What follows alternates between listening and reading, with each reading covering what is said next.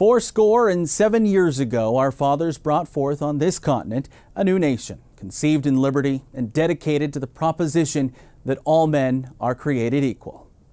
Now, we are engaged in a great civil war, testing whether that nation or any nation so conceived and so dedicated can long endure.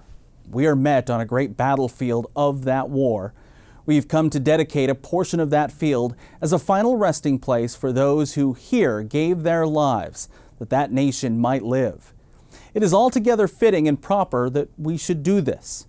But in a larger sense, we cannot dedicate, we cannot consecrate, we cannot hallow this ground.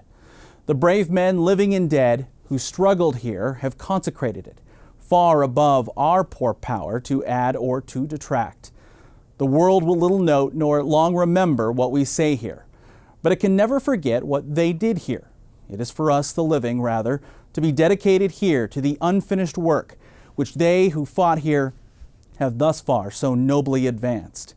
It is rather for us to be here dedicated to the great task remaining before us, that from these honored dead we take increased devotion to that cause for which they gave their last full measure of devotion, that we here highly resolve that these dead shall not have died in vain, that in this nation, under God, shall have a new birth of freedom, and that the government of the people, by the people, and for the people shall not perish from this earth.